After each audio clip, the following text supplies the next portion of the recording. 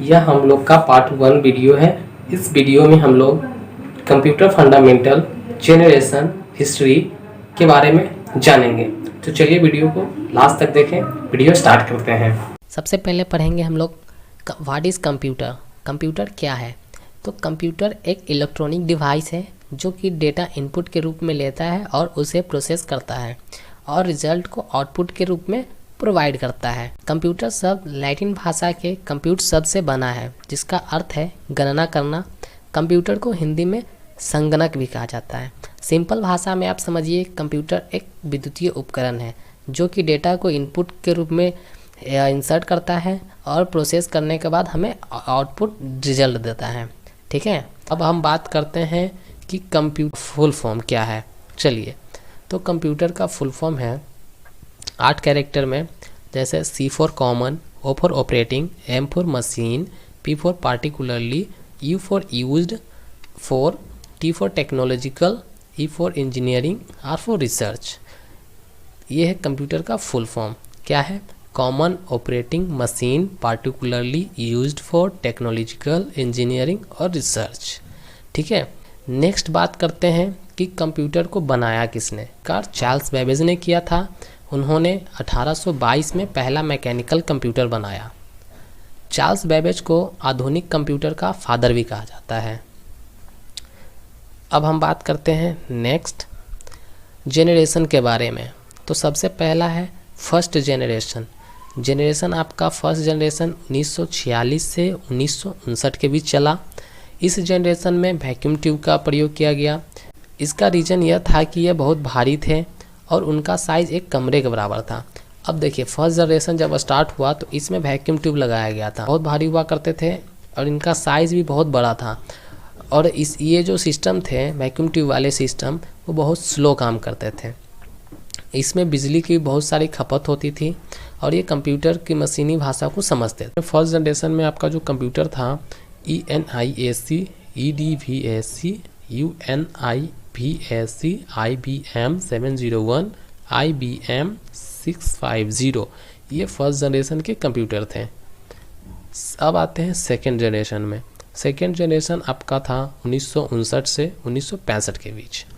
इस जनरेशन में ट्रांजिस्टर का यूज हुआ जो कि वैक्यूम ट्यूब से बहुत छोटा था। वैक्यूम ट्यूब जो था बहुत भारी था, बड़ा था, लेकिन ये ट्रांजिस्टर उससे बहुत छोटा था। ठीक है, ये काम भी बहुत फास्ट करता था और इस सिस्टम क्या था, बहुत हल्का था। मतलब उसके हिसाब से बहुत हल्के थे कि आप इसे कहीं भी उठाकर ले जा सकते थे। इस जनरेशन में कंप्यूटरें थीं आपकी IBM 1620, IBM 7094, CDC 1604, CDC 3600, UNIVAC 1108। ये थी सेकेंड जनरेशन की कंप्यूटर। अब हम बात करते हैं थर्ड जनरेशन की। थर्ड जनरेशन में 1965 से 1971 के बीच था, जिसमें IC का इस्तेमाल किया गया था। IC यानी इंटीग्रेटेड सर्किट। यह थे ट्रांजिस्टर से बहुत छोटे थे। IC जो था ट्रांजिस्टर से बहुत छोटा था और उससे बहुत फास्ट काम करता था और ये उसके हिसाब से बहुत विश्वसनीय थे। हम इस कंप्यूटर पे विश्वास कर सकते थे।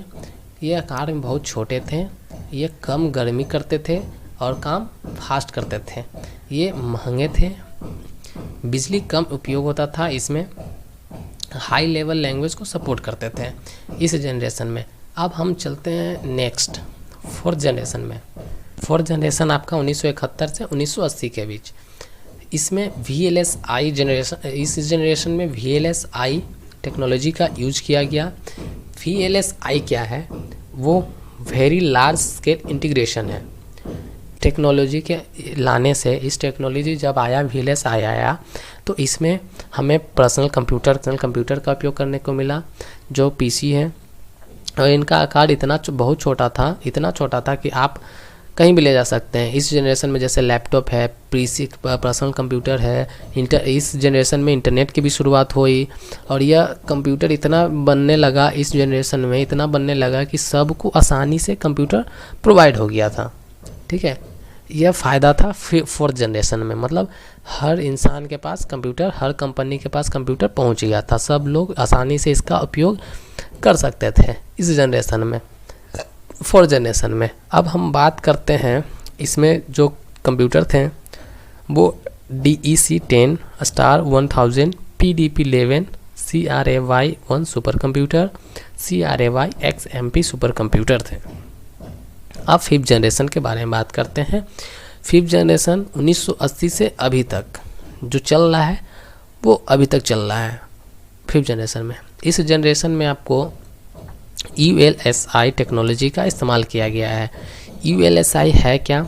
अल्ट्रा लार्ज स्केल इंटीग्रेशन है टेक्नोलॉजी। इस टेक्नोलॉजी में आर्टिफिशियल इंटेलिजेंस सॉफ्टवेयर पर आधारित है। ये टेक्नोलॉजी आर्टिफिशियल इंटेलिजेंस यानी AI जो कि कंप्यूटर विज्ञान की एक उभरती हुई ब्रांच है जो ऐसे कंप्यूटर बनाने की खोज कर रही है जो इंसानों की तरह सोचते हैं। ठीक है, C++, जावा, etc सभी हाई लैंग्वेज का इस्तेमाल किया जाता है इस जनरेशन में। तो ये आपका पूरा फंडामेंटल था, जनरेशन तक था, तो कंप्लीट है ये आपका जनरेशन तक। नेक्स्ट वीडियो में हम लोग पढ़ेंगे इनपुट आउटपुट डिवाइस के बारे में पढ़ेंगे, वो आपको कल पढ़ाया जाएगा।